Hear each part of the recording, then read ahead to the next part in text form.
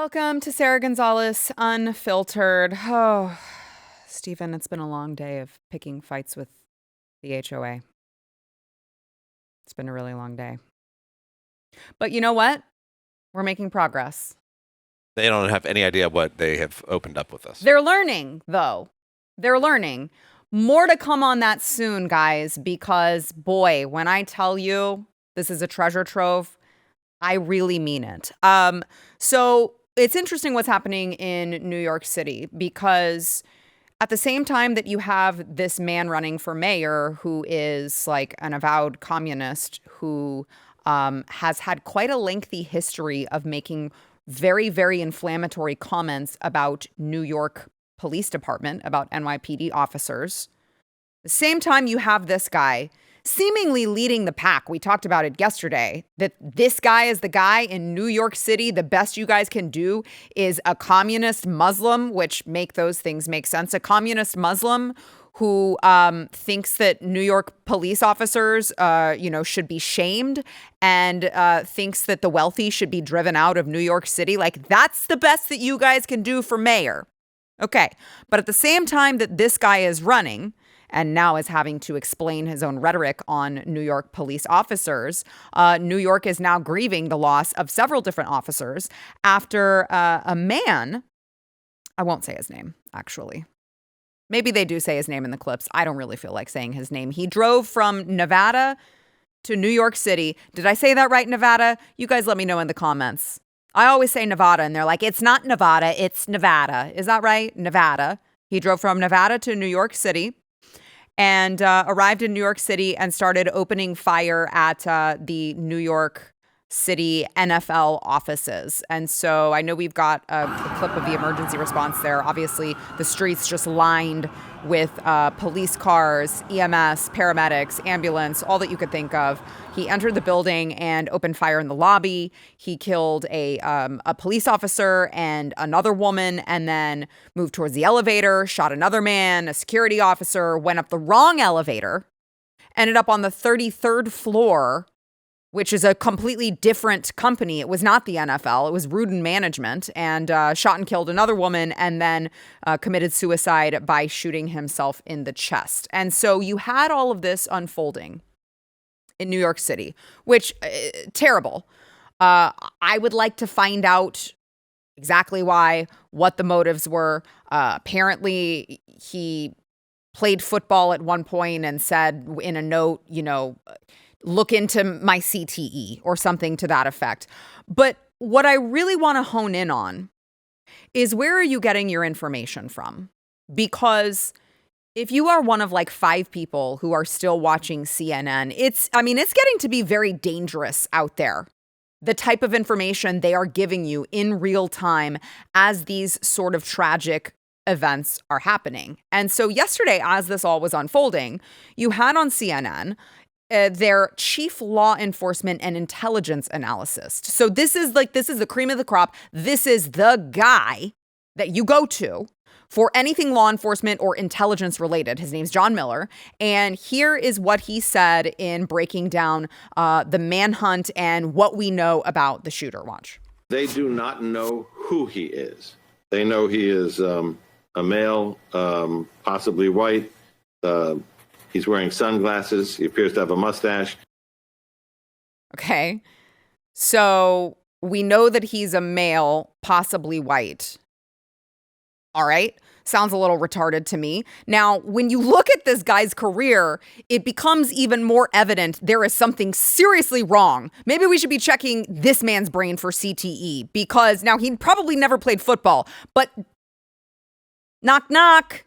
Stephen, could you hear that? Can you actually hear? No, but we will add some sound effects. Okay, yeah. Hello, nothing going on up there. This guy actually had a really impressive law enforcement career. In the early 2000s, he was Deputy Assistant Director of National Intelligence for Analysis. He led the team that produced the President's Daily Intelligence Briefing. 2003 to 2005, he was the LAPD Bureau Chief for Counterterrorism and Criminal Intelligence. 2013 to 2022, he was the NYPD Deputy Commissioner of Intelligence and Counterterrorism. So this guy admittedly boasts like a very impressive record on paper, and then went out and was like, so here's what we know. He has a mustache. He is armed. He is possibly white. And after he said that, he went on to explain with absolutely no self-awareness whatsoever why it's so important for law enforcement to have like the correct description with suspects. Watch. And that picture has been distributed to every police officer in New York City, particularly has been sent to the phones of the search teams inside that building, because whenever they encounter a group of people, the first thing they have to figure out is that individual among these people hiding among victims or pretending to be an office worker? That is one thing you don't want to have really happen, important. is to have this kind of cordon where you're trying to evacuate people in groups as you can get them to a safe corridor and have this person slip out with them. So yes, they have the picture and they have distributed it to everybody on the scene. Well, thank God, because you would want to make sure that anyone who was possibly white in quotes, anyone who was possibly white should, according to this man with a very long, resume, a boasting resume, according to this man, you would want to make sure that you don't let anyone who is possibly white leave the scene, because they too could be a suspect, and you can never be too careful. Okay.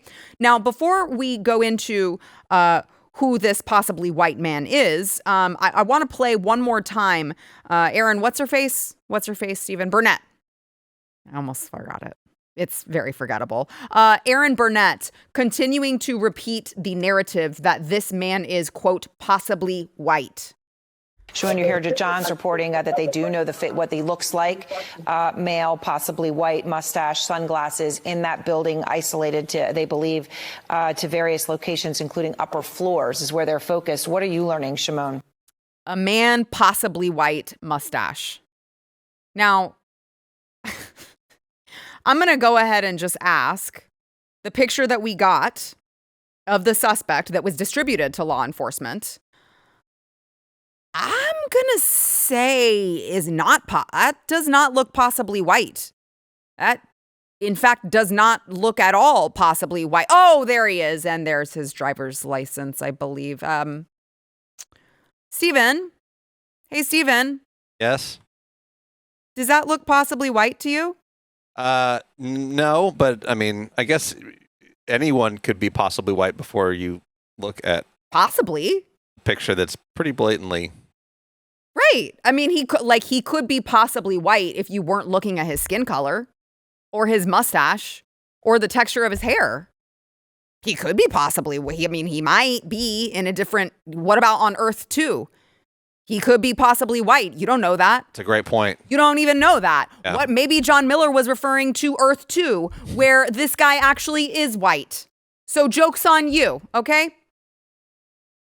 So they are going through this coverage. They are talking about how this man might be possibly white because they're foaming at the mouth. They're chomping at the bit to try to get a white man on something. They've already said he's male. They're like, hell yeah, we got it. Possibly white. Oh my God. Oh my God. Here it goes. Please, God, tell me he had a red hat on. Please, God. Oh, crap. He doesn't look white anymore.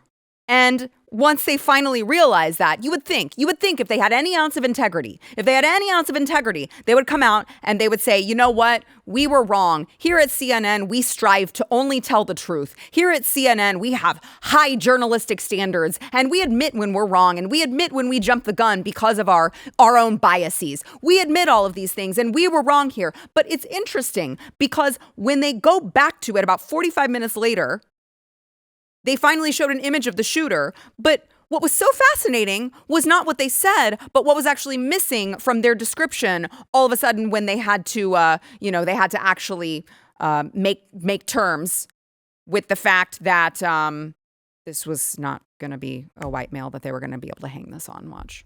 So what we have learned is police have tentatively identified the gunman as a 27-year-old man from Las Vegas, Nevada. Preliminary checks based on his name, his date of birth. Okay, so you know him. Don't show any significant criminal background. You know him? Still, there's a picture of him. An open question as to why he was going to that building and Okay. what his particular target was. All right. But now NYPD is on with the FBI. NYPD is on with our friend. But wait a second. You said that he was Kevin 27. McMahill in Las Vegas. And you have his with birth whom date. NYPD has a very close relationship because And you have his of name. the normal crossover between those two cities. Uh-huh. And they are going to end up securing that person's residence, preparing search that warrants. person Looking who is to interview friends and family and start to build that picture as to who was this individual. Ooh. Now that they have a name. And why was he there? And what was behind And this terrible event? no, I guess he just forgot. They just forgot that, you know, as soon as they jumped to it, oh my gosh, he's possibly white. This man could be possibly white. And then all of a sudden they have the actual name and age and birth date and credible information. And we don't mention the shooter's race. We don't want to talk about it. We can't say that he is, he might possibly be, well, it's just that his skin is too dark to be possibly white. So, you know, we're not even going to mention it. We're not even going to touch it. And it's just interesting because this all goes back to the exact same conversation that we had yesterday when I talked about what happened at Cincinnati Music Festival, at the Cincinnati Jazz Festival. If you guys recall, if you were watching yesterday, which by the way, if you were watching yesterday, if you're watching today, if you're watching at all ever, make sure that you subscribe to Sara Gonzales Unfiltered, smash the like button, or you can gently tap it. We'll appreciate a gentle tapping from time to time. Comment. It'll help us in the algorithm. And you know what? Share the show with a friend, okay? Because when we were talking about this yesterday, it's just that we're always right. And I would like for you to share that with your friends. I would like for you to share with your friends that we are always right. We talked about this yesterday, that the mainstream media did not want to cover the brutal beating of now up to, we found out, 3 white people by a group of black thugs. Yeah, I said it. Come at me. Use any other word to describe those people, okay? No one wanted to touch it. And NBC News didn't want to touch it. MSNBC didn't want to touch it. CNN didn't want to touch it. Probably Wall Street Journal did. I mean, you name the left-wing media hacks, and they didn't want to talk about it. They didn't want to talk about world star hip hop, a group of black people beating the shit out of white people because of what we're told by the chief of police. Well, there was a verbal altercation before that. Oh, okay. Give me one verbal altercation. Give me one verbal insult that should result in someone beating another person's head into the pavement. I can't think of any, ma'am. That's probably your first mistake, having a chief of police that you can refer to as ma'am. And so this woman, after all of this happens, and there's no real mainstream media coverage about it because, unfortunately for the victims, they're white and nobody wants to talk about it. Instead of addressing the thugs, the violent thugs that did this, the Cincinnati police chief is mad at social media for what she says is misrepresenting the truth. Watch. Social media and journalism and the role it plays in this incident. And yes, guys, that's you. That is you. Social media, the post that we've seen, does not depict the entire incident.